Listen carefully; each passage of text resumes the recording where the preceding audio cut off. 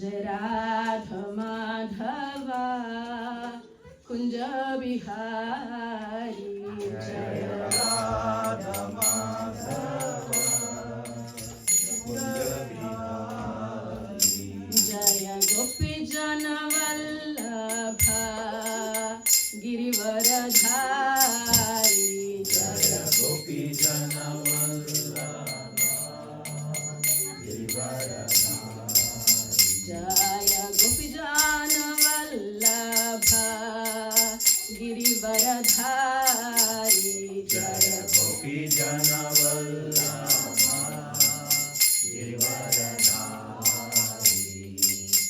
Yashodanandan Vraj Jan Ranjan Yashodanandan Vraj Yashodanandan Vraj Jan Ranjan Yashodanandan Yashodanandan Vraj Jan Ranjan Yashodanandan Vraj Jan Ranjan Yashodanandan Vraj Jan Ranjan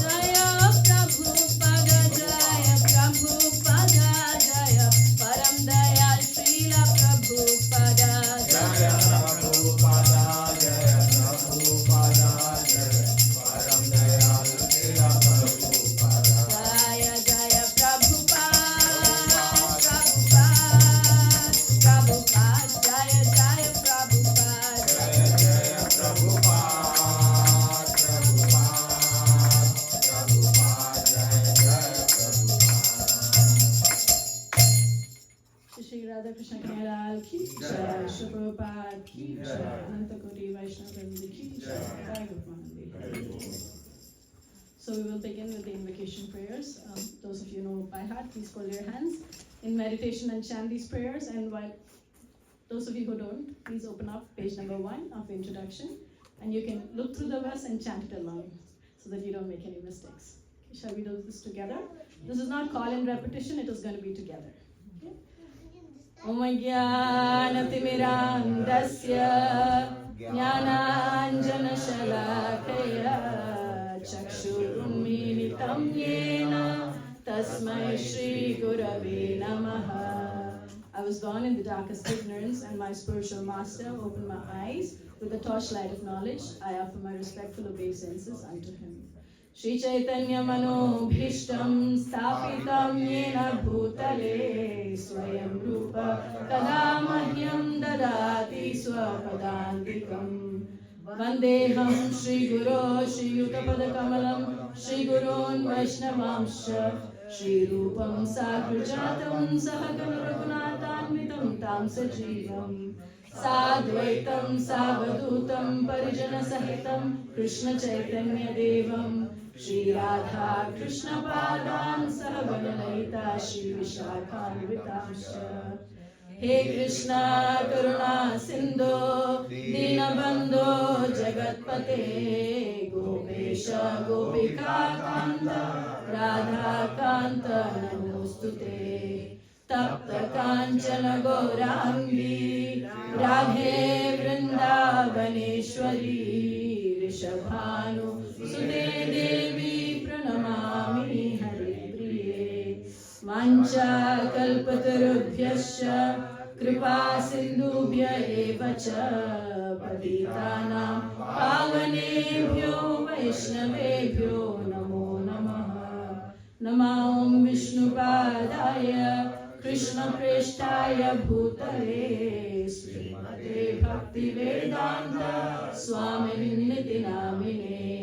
Namaste Saraswate Deve Gauravani Pracharine Vishesha Shunyavadi Paschatya Deshatarine. Jaya Shri Krishna Chaitanya Prabhu Nityananda Shri Advaita Gadadhar Shivasadi Gaura Bhakta Vrinda. Hare Krishna Krishna Krishna Hare Hare Hare Rama Rama Rama Hare Hare. Hare Krishna Krishna Krishna Hare Hare Hare Rama Rama Rama Hare Hare. Hare Krishna Krishna Krishna Hare Hare Hare Rama Rama Rama Hare Hare. Mukam karoti vachalam pangum langayate girim yatrpatamaham vande Shri Gurun Dinatarinam Paramananda Madhavam Shri Chaitanya Ishwaram Katanjana Smritesmin Dushkaram Sukharam Bhavet Vismrite Viparitam Syat Shri Chaitanyam Namamitam.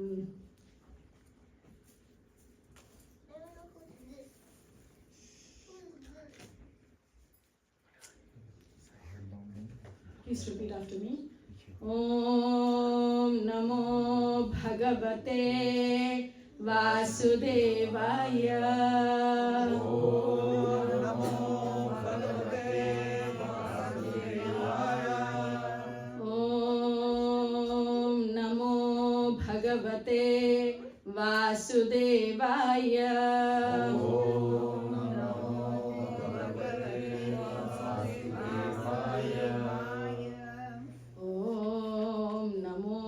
Bhagavate Vasudevaya.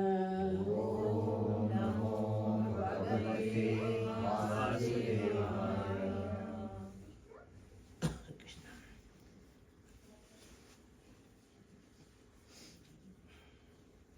So we are in chapter 9 of the Bhagavad Gita, and this chapter is entitled The Most Confidential Knowledge. And we've been through this chapter, and from the first verse of this chapter to the third verse, Lord Shri Krishna describes what knowledge is, who can be a recipient of this knowledge, and what is the quality of this knowledge. Can anyone share with me, like, what is the quality of this knowledge that Krishna is sharing to Arjuna? Most confidential. It's confidential And divine. and divine. Okay, and what is the qualification of the receiver?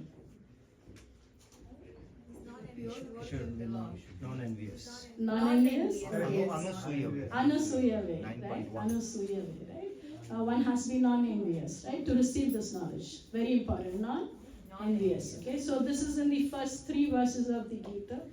Lord Shri Krishna is describing to Arjuna of the 9th chapter. Okay, and from verse number 4 to 10, Krishna describes the inconceivable nature, one of the Lord, and then 2 of the material creation. From verse 11 to 25, Krishna basically tells us how he deals with certain kind of people who overlook him and people who accept him. What is his dealing? And what are the results of these dealings that Krishna has, right? And now we are in the last chunk, last leg of this chapter, text 26 to 34, when Lord Shri Krishna talks about devotional service, right? Very beautiful verses we've been covering in this chapter, in this particular leg. From how we can see that bhakti is so simple, right? Isn't bhakti very simple? And we make it very complicated, right? Bhakti is so simple, and text 26 states that, right? Just by offering Krishna whatever is prescribed in the Shastras, which is love, Krishna accepts it. He just wants love from us, nothing but love and devotion, right? Yes, love comes out of devotion to somebody, right? If you are not devoted to somebody, you'll never have love for that person. So Krishna ultimately wants our love, right? So that's 26. And then he says, whatever you do, whatever you offer, whatever you give away in charity, you do that as an offering unto me. That's what Krishna says in the next verse, right? So in the last leg, we understand this bhakti is very simple. And that bhakti, it gives us ultimate happiness that we're all hankering for, right? Whatever we do in our life, we are always looking for that one factor, which is happiness. And in this last leg of the chapter, Lord Shri Krishna is revealing this to Arjuna. And in today's verse particularly, today and the next verse to follow, these 2 are very important verses. Obviously there are so many beautiful important verses, but this verse is particularly important because the Lord is, these 2 verses, the Lord is declaring it boldly. He says, go tell out to the world that my devotee never perishes, and that's the next verse. But in this verse, he says that even if one commits the most abominable mistake, that person is still dear to him, right? So we will look into the verse. Did everyone get a glimpse of the chapter? No. Who said no? Oh, Hare Krishna, welcome back. I like that. So first verse to third verse, Krishna basically shares what knowledge is. We're just summarizing the 9th chapter, which we've covered so far. Yes. And from 4 to 10, he talks about what is the inconceivable nature of the Lord himself and the material nature, the creation that he's done. Then from verse 11 to 25, it basically talks about Krishna's dealings with those who accept him as the Supreme Lord and those who reject him as the Supreme Lord. How are his dealings? And then the last leg, which is verse 26 to 34, he talks about bhakti or devotion. So I just told everybody how this chapter is like the center of the whole Gita, right? Because we have 18 chapters, and this is like bang in the middle of the chapter, the book. So this chapter is very important, and especially these last few verses of this chapter is very, very important. So we must pay attention, and even in today's purport, as we read, Prabhupada says we must understand what these words that Krishna is speaking is, because it's very important for us to understand. So let's dive into the verse. We're going to be doing text 30 of Bhagavad Gita as it is, chapter 9, the most confidential knowledge. I'll read the text and then we will do the repetition. Apichet suduracharo bhajate mam ananya bhag sadhureva samantavya samyak vyavasito hisaha. Even if one commits the most abominable action, if he is engaged in devotional service, he is to be considered saintly because he is properly situated in his determination. So shall we all Do the call and repeat. Api chet suduracharo Apiche Suduracharo bhajate mam ananya bhag. Bhajate Mananyabha Api chet Apichetsu duracharo Duracharo bhajate mam Deva ananya bhag. Aranyabha Api chet suduracharo Apichetu Duracharo bhajate mam ananya bhag.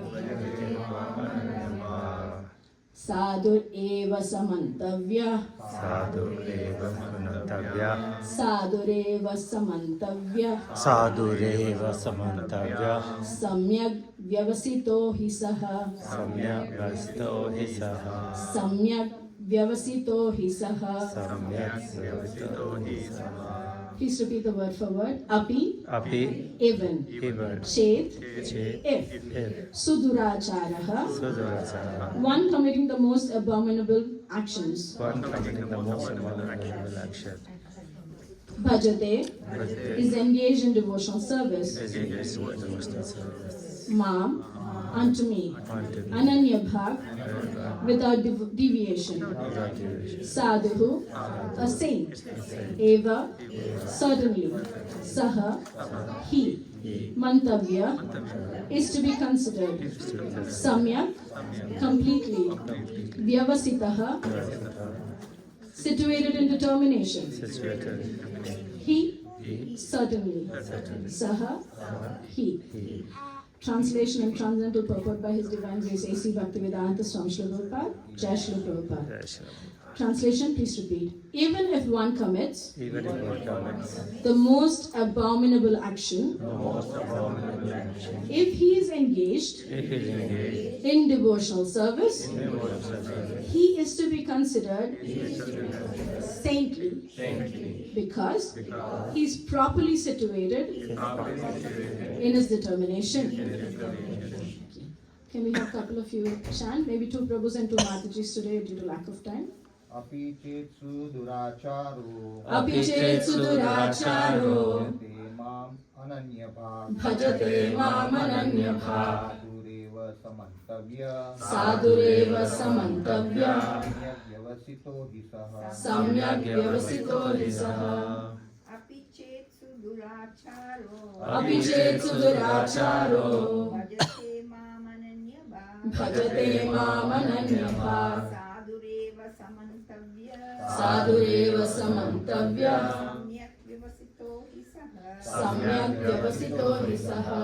Apichet Suduracharo Api chetsu duracharo Bhajate Mam Ananyabha bhajate mam ananyabha Sadhu Eva Samantavya sadureva samantavya Samya Vyavasito Hisaha samyak vyavasito hi saha. Api chetsu duracharo bhajate mam ananyabha sadureva samantavya samyak vyavasito hi saha. Thank you, everybody. Purport. The word suduracharaha used in this verse is very significant and we should understand it properly. When a living entity is conditioned, he has two kinds of activities. One is conditional and the other is constitutional. As for protecting the body or abiding by the rules of the society and state, certainly there are different activities even for the devotees in connection with the conditional life. And such activities are called conditional. Besides these, the living entity who is fully conscious of his spiritual nature and is engaged in Krishna consciousness or devotional service of the Lord has activities in Krishna consciousness or the devotional service of the Lord, has activities which are called transcendental. Such activities are performed in his constitutional position and they are technically called devotional service. Now, in the conditional state, sometimes devotional service and conditional service in relation to the body will parallel one another. But then again, sometimes these activities become opposed to one another. As far as possible, a devotee is very cautious so that he does not do anything that could disrupt his wholesome condition. He knows that perfection in his activities depends on his progressive realization of Krishna consciousness. Sometimes, however, it may be seen that a person in Krishna consciousness commits some act which may be taken as most abominable socially or politically. But such a temporary fall down does not disqualify him. In the Srimad Bhagavatam, it is stated that if a person falls down but is wholeheartedly engaged in the transcendental service of the Supreme Lord, the Lord being situated within his heart, purifies him and excuses him for that abomination. The material contamination is so strong that even a yogi fully engaged in devotional service of the Lord sometimes becomes ensnared, but Krishna consciousness is so strong that such an occasional fall down is at once rectified. Therefore, the process of devotional service is always a success. No one should deride a devotee for some accidental fall down from the ideal path, for, as explained in the next verse, such occasional fall down will be stopped in due course as soon as a devotee is completely situated in Krishna consciousness. Therefore, a person who is situated in Krishna consciousness and is engaged with determination in the process of chanting Hare Krishna, Krishna Krishna, Hare Hare, Hare Rama, Rama Rama, Hare Hare, should be considered to be in the transcendental position, even if by chance or accident he is found to have fallen. The words Sadhureva, he is saintly, is very emphatic. They are a warning to the non-devotees that because of an accidental fall down, a devotee should not be derided. He should still be considered saintly even if he has accidentally fallen down. And the word mantavya is still more emphatic. If one does not follow this rule and derides a devotee for his accidental fall down, then one is disobeying the order of the Supreme Lord. The only qualification of a devotee is to be unflinchingly and exclusively engaged in devotional service. In the Narsimha Purana, the following statement is given. Bhagavati chahara vanyacheta vrishamalinopi virajate manushya nahi shasha kalusha shabih kadachit timira para bhavatam upeti chandraha. The meaning is that even if one fully engaged in devotional service of the Lord is sometimes found engaged in abominable activities, these activities should be considered to be like the spots that resemble the mark of a rabbit on the moon. Such spots do not become an impediment to the diffusion of moonlight. Similarly, the accidental fall down of a devotee from the path of saintly character does not make him abominable. On the other hand, one should not misunderstand that a devotee in transcendental devotional service can act in all kinds of abominable ways. This verse only refers to an accident due to the strong power of material connections. Devotional service is more or less a declaration of war against the illusory energy. As soon as one is not strong enough to fight the illusory energy, there may be accidental fall downs. But when one is strong enough, he is no longer subjected to such fall downs, as previously explained. No one should take advantage of this verse and commit nonsense and think that he is still a devotee. I'm going to read that sentence again.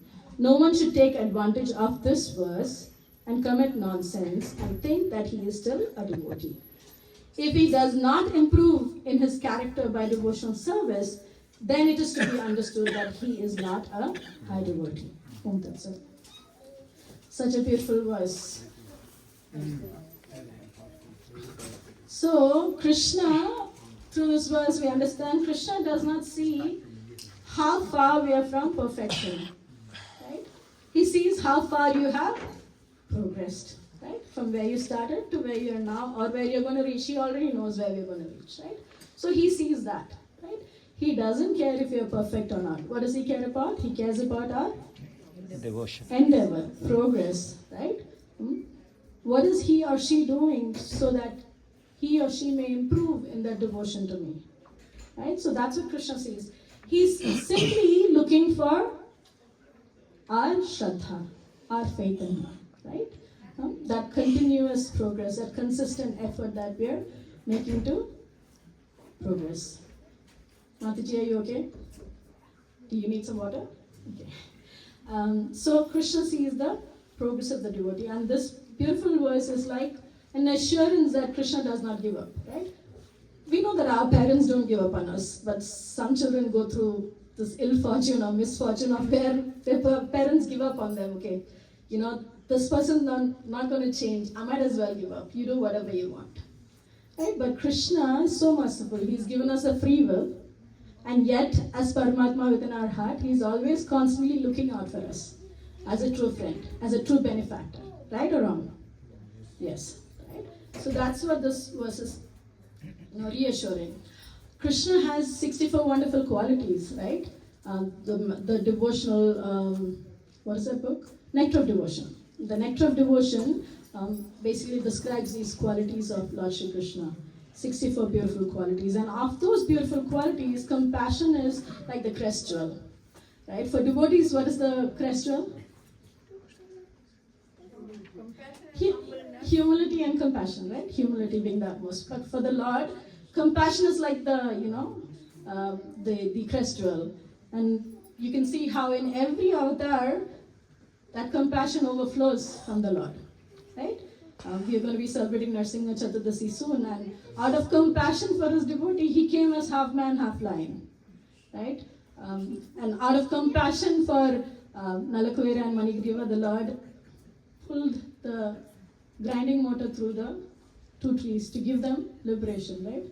And out of compassion for all of us, but the jivas, conditioned souls, the Lord came down from the spiritual world to take us all unqualified souls, uplift us and take us back to where we belong. Right? And therefore He came and spread the holy names. So compassion of the Lord is out there. But are we willing to take that compassion? That's something for us to think about. Compassion of the Lord is there forever. But how are we stretching our arms out and receiving that compassion that the Lord is willing to give us? Right? So the Lord knows, He's so compassionate because He knows that we're all going to make mistakes all our life, right? Because to err is human, right? To err is human, we always make mistake. And the Shastra say a living entity has 4 defects, right? And committing mistakes is one of those defects. Right? What are the 4 defects? You can see them. Imperfect senses, Yes. liable to commit mistake, always under illusion, and Cheating propensity. Senses, imperfect senses. Cheat, yes. So we know that we have these tendencies, and Krishna is so kind that He oversees these tendencies that we have. Right? Does He oversee these tendencies? Yes. And He does oversee, but we should not abuse that free will, that freedom that Krishna has given us. Right? Just as much as the government gives us some freedom to do certain things, but we must not abuse, right? For instance, in Dubai, there's, I'm sure here as well, there's a control over how much liquor can be distributed in the country, and every person has a limit that he can buy, right? And if you abuse it, you are put into prison, right? So similarly, if you abuse the freedom that Krishna has given, then you will be punished. Right? So I just want to pause here and see if anyone has any thoughts on these 4 defects or whatever we've discussed so far. Do you have any questions or any comments that you want to add so that we can link up and move forward? Yes, Rahul. so, Mataji, one of the defect is liable to commit mistake. Yeah. How should it be treated? Liable to commit mistake, how should it be treated? Yeah. So Like responded or reacted yes, upon? we're going to look into that. But you can see these pictures here. It shows how imperfect senses, all of us as humans will have imperfect senses, something that we cannot, we cannot change, right? Imperfection in our senses cannot be changed. Can you change it? No, right? We are relying on the source of light to view something. And if the light is not there, it will be difficult for us to see. So there's imperfectness there, right? So that cannot be changed, right? Because we have imperfect senses, we will have the propensity to be illusioned, right? That cannot be changed. And because we are illusioned, we'll have the we will make mistakes, right? And when we make mistakes, we will also have this cheating tendency. All these three things cannot be changed, but the cheating propensity can be changed. How we respond to our mistakes can be changed, right? And we're going to look into that. So Krishna and Prabhupada in this verse, there's one word that's being repeated in the purport by Prabhupada, Srila Prabhupada. What is that word? If anyone paid attention to Accidental fall down. accidental, the word accidental has been repeated again and again, right? What does accident mean? It's not a habit. It's not a habit, Not intentional. not intentional, right? Something that is one-off, without knowledge, something that is one-off, right? Something that is not repeated again and again and again, even towards the end of the purport, Prabhupada says, right? If someone thinks that, takes advantage of this verse and keeps making mistakes and does not make any progress, then, such a person is not what he or she Not is. excusable. Yes, not excusable, right? So, in Krishna consciousness, if we don't take this verse seriously, then the goal that we are walking towards is really not attainable. What's our goal? Krishna. Krishna Prema, right? And in achieving Krishna Prema, we have to slowly but steadily walk towards Krishna while purifying ourselves by those activities that we do with love and devotion, right? But despite knowing that certain things are not meant to be done, we keep making those mistakes again, then we will not progress. So that's it. I will come to your question, Prabhu, as we go through this, right? So what we need to remember here is the word accidental and honest, right? If a person has honestly made a mistake, right? Honestly made a mistake means that is accidental, right? Then he is excusable, right? We all get report cards at school. All through our life we get report cards, whether it's our parents or our husband, wife. They also have report cards amongst themselves, and then children also give report cards for parents, right? So we won't get that red mark in our report card because our mistake has been accidental or honest mistake, right? Thank you, Rameshwaru. So in Srimad Bhagavatam, if you notice, it is a book of mistakes, right? Many people have made mistakes. And can you name some? I mean, obviously you have pictures here, but from your memory you can quote some. First of all, Arjuna have a misconception that these are my relatives and kinsmen. Yes. That's a mistake. Yes. They are souls, they are not bodies. Yes, that's from the Gita. Brahma falling in love with Brahma falling, in Canto 2, Brahma has fallen down. And yes, Prabhu, Indra. Indra loves to make mistakes.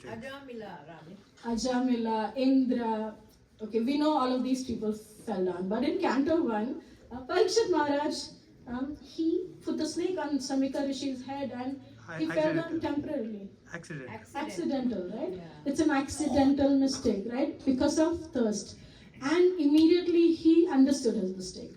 Then Bharat Maharaj, he was at the peak of his devotion, right?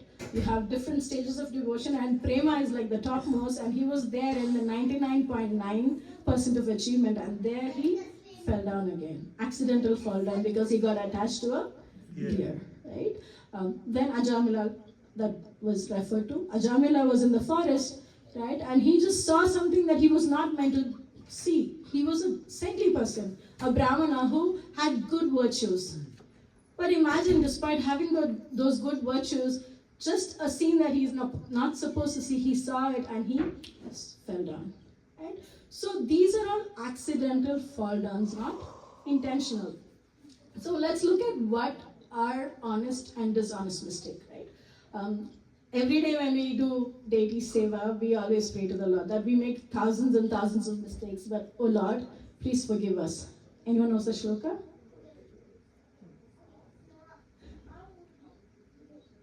What is the question?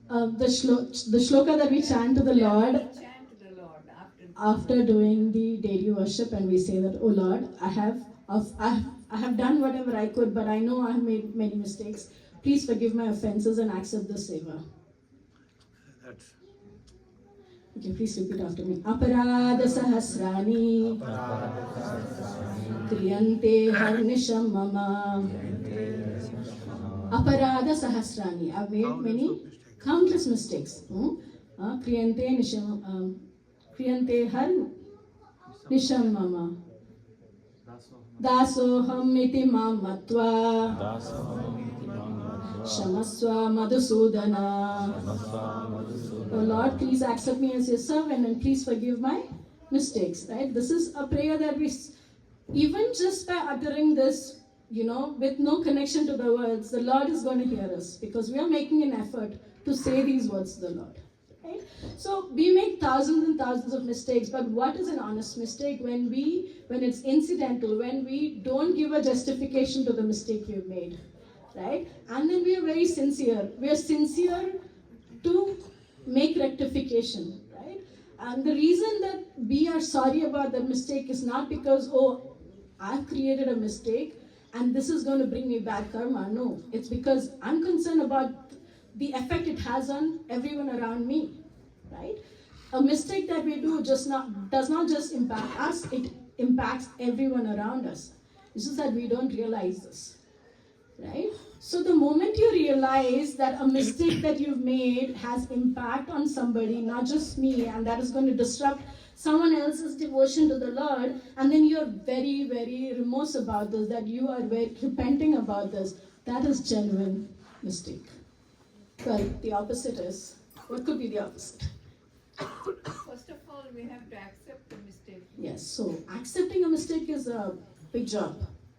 Right? So I was listening to one of the lectures and Maharaj was saying that imagine you're in the heat of an argument with somebody, you're arguing, and suddenly you realize you're the one who had made the mistake. But you stop there? Both of them are smiling. We don't give up. No one stops. Even if they know they're wrong, they keep arguing till someone wins. Because no one has the courage whatsoever to say, I've made the mistake. Please forgive me, No, we have to have our say. We have to make that win, right? That courage to say no, the courage to accept the mistake comes from lovingly serving the Lord.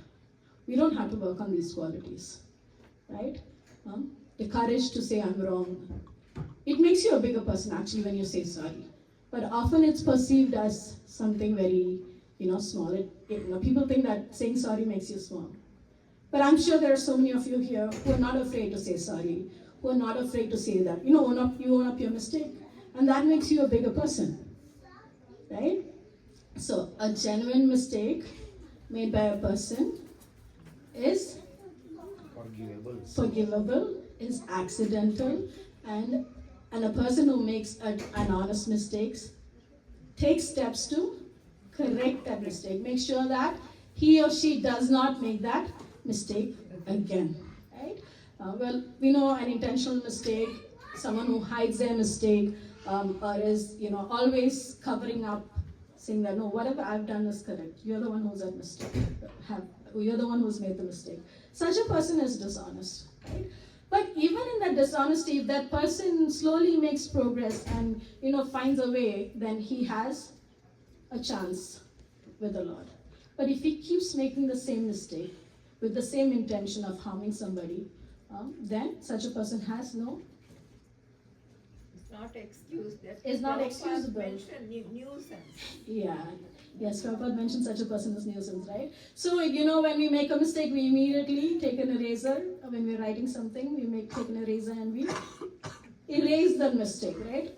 That erasing is the act of repenting for our mistake. Right? Repentance simply means that you take corrective measures so that this situation does not occur again. There's a saying, once bitten, twice shy. But that does not mean that you don't take other measures to overcome that situation, because we have to always look at the bigger picture, right? Not just be selfish and see, yes, we have to take care of our own bhakti, but still we should not be selfish. If Mahaprabhu, if Srila Prabhupada, all of these great souls, if they were selfish, where would we all be? Right? Jagai Madai would not have been delivered. Absolutely, right? We will not have the example of Jagai Madai, right? And so many other stories that we've heard of, right? So, here is Bilwamangala Thakur. We all know about Bilwamangala Thakur. Is there anyone who doesn't know Bilwamangala Thakur? Okay. Those who are practicing Krishna consciousness, they know. Yes, so Bilwamangala Thakur is one of the acharyas. he's so saintly and so pure. He's written this book, Krishna Karnamrita. And during the Purushottam month, we also sing, his Chaurashtakam, which says how the Lord has stolen everything. He's the biggest thief that exists in this world. So, Vilomangala Thakur, before he became a pure devotee of the Lord, he used to visit a prostitute called Chintamani, right? Chintamani. What is the meaning of Chintamani? Touchstone. Something that fulfills your wish, right? Society. Yeah. Yeah. So she was a society girl, right? So Chintamani, despite being that, she was also very, saintly. One day, when there was heavy storm and rain, and no one could actually get out of the house, Bilva Mangala Thakur, I forget his other name, Leela Sukha, yes. Thank you, Prabhu. Leela Sukha, he actually comes, despite all the problems he faced, he comes soaking wet to Chintamani so that he could enjoy her association. And Chintamani is disgusted. She says that if you had this much of devotion to the Lord, then you would be such an amazing pure devotee. And those words of hers transforms Leela Sukha. He becomes Bilomangala Thakur. He goes to Vrindavana. Even there he is not able to overcome this lust. So he pokes his eyes with pins of the Brahmana's wife, and then he is blind. And now he is able to overcome that lust and surrender to the Lord. So why I brought his name is that he, in his book, Krishna Karnamrita, we chant the Mangala Charan before we begin anything, right? And authors generally write the Mangala Charan at the beginning of the book. And he actually offers his respectful obeisances to Chintamani, who is his spiritual master. He is not afraid of openly quoting the fact that he's been associating with her, right? And that she is the spiritual master. So you see an honest mistake and how his repentance is and what his repentance is, right? So this is Bilva Mangala Thakur. There's this beautiful story of Bhakti Tirtha Maharaj that actually I came across from Gauranga Prabhu's lecture, I think. Gauranga Prabhu's notes, he says how Bhakti Tirtha Maharaj, he's such an amazing preacher, an amazing soldier in Prabhupada's army. And he has left this world. He left in 2000, physically not present with us. 2005 he left us. He's written a book called Black Lotus. And in that book he shares his life and story, and there he shares one incident that he had with Prabhupada, and which is relatable for this particular shloka. Prabhupada, so the incident goes like this. Bhakti Tirtha Maharaj had some disagreement with some people that he was working with, but at that time he was with Prabhupada in India. Now Prabhupada, he had some problem with his hand and leg, and he wanted Maharaj to apply some neem paste on his leg. So, and hand. So he brings this to Prabhupada, and while he's applying, he drops, portions of that paste on Prabhupada's dhoti. And he's like, immediately as soon as he does that, he's thinking now, oh, what is Prabhupada going to say? What's he going to do? He's going to shout at me. He's going to, drive me off from the seva. He's very worried.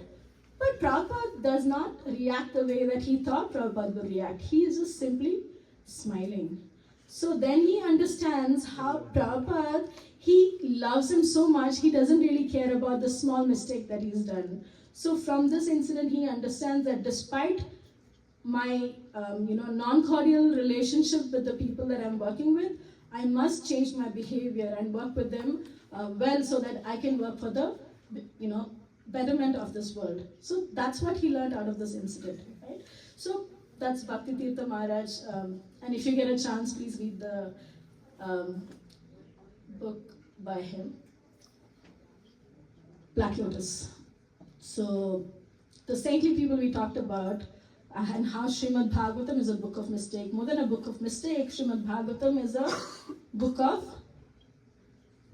repentances of the Vaishnavas, right? How they made corrective actions. Parikshit Maharaj, despite the mistake he made by putting the snake on Shamika Rishi's neck and the curse of, he accepted and he approached the spiritual master and he heard Srimad Bhagavatam and he left this world.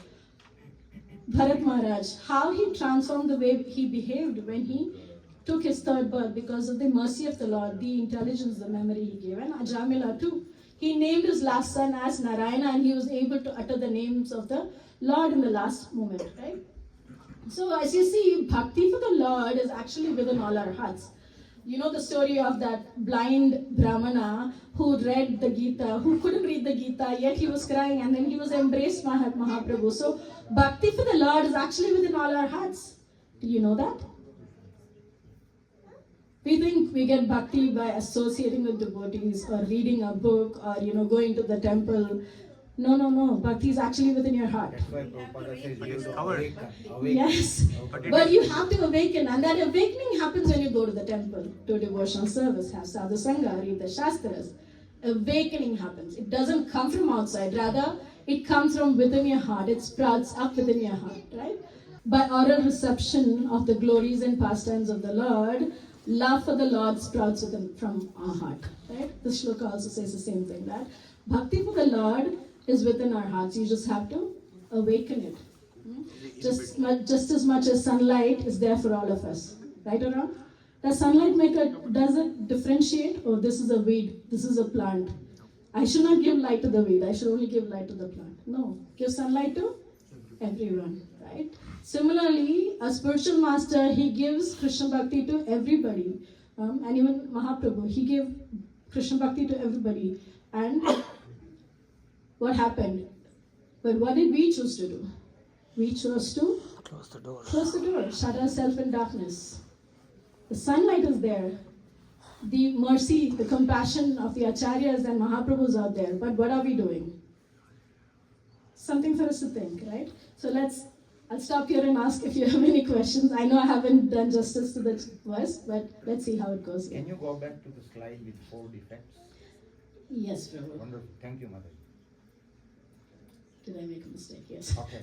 Out of the 4, let's leave out cheating propensity, because a Krishna conscious person does not have any intention to cheat. Otherwise, he is not Krishna conscious. Now, Yes. so leave that out for a question purpose. Okay. Now, a Krishna conscious, not Krishna conscious, not A even devotee, a person. not even a devotee. Okay. Devotee is a tall order. Okay. Of Gaur Gopal Das. It's a very tall order. True, yeah. Okay. Sadhaka, and I will say struggling sadhaka. Struggling Say, sadhaka. I'm talking of myself.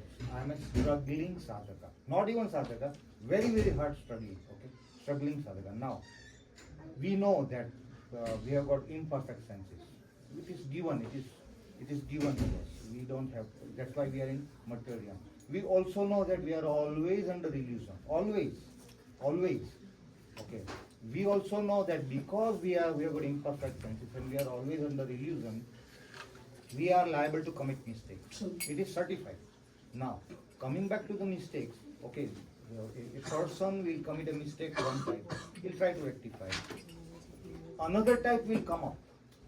I'm talking of myself. Another type will come up, not the same type, another type, and that is again unintentional. Again, maybe he can rectify. Another type will also come up, third type. This is also not intentional. Likewise, fourth type, 5, innumerable times. Why? Because we have got imperfect senses. We are always under illusion, and we are liable to commit mistake. In this scenario, when struggling sadhaka keeps on making mistake, not of the same type. Otherwise, I agree with Prabhupada saying, it's a nonsense. I fully agree. The last sentence is, otherwise it's nonsense, unpardonable. Yeah. But in this scenario, when different types of mistakes occur, number one question is, what should one do to not fall into the trap of these unintentional mistakes? And number two, even if he does that, which he or she will, because we are a spirit soul engaged in material body, subject to the 3 modes of material nature, we are bound to be affected by the 3 modes of material nature. So certain question on that is, how should it be responded? How should it be reacted upon? The first one is, what should we do such that even different types of mistakes one doesn't, unintentional. Second is, how should it be reacted by the person with whom he is associating? Okay, I hope I'll remember the second question while I answer the first. I will remind you. Thank you, Prabhu.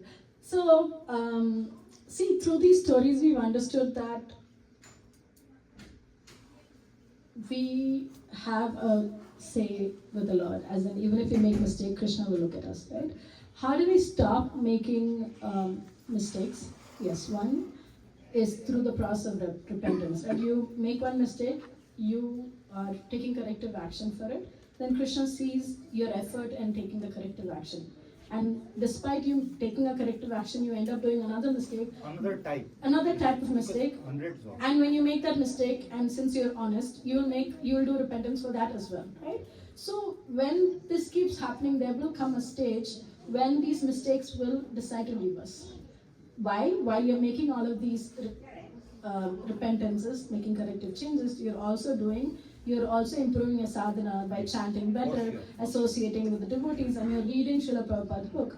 And the most beautiful thing is chanting and reading the scriptures brings a huge impact on all of us that many of us don't realize, right?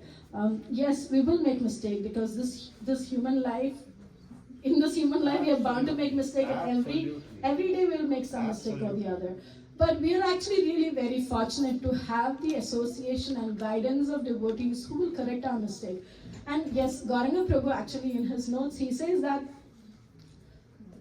there are devotees who will correct us when we make mistake. But are we open to accepting those corrective measures that they have suggested?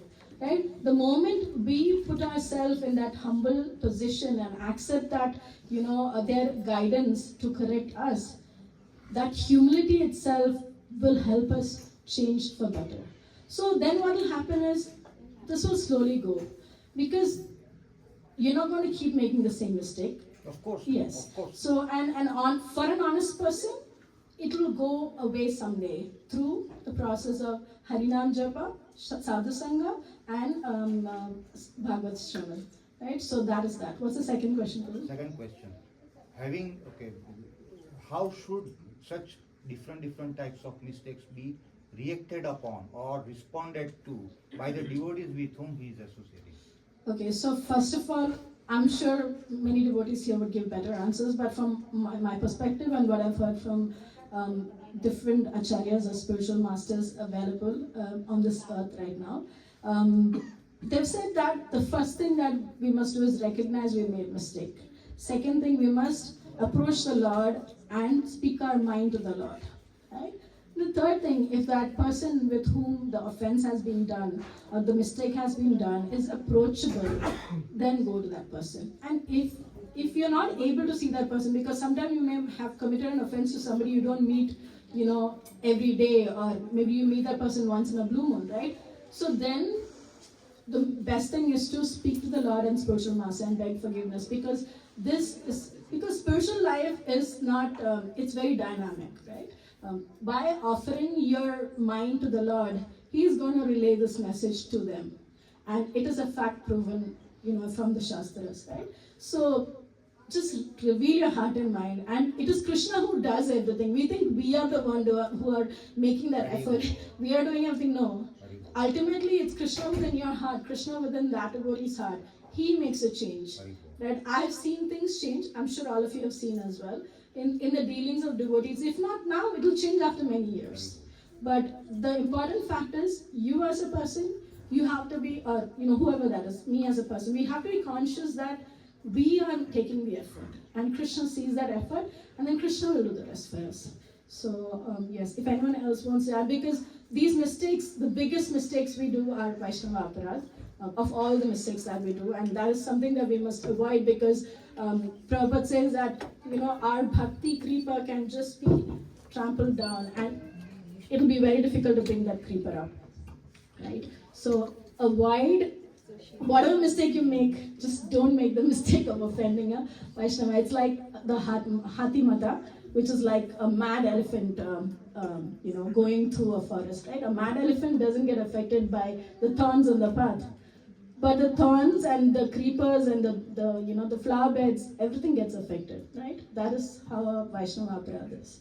Thank you, Prabhu, for the wonderful questions.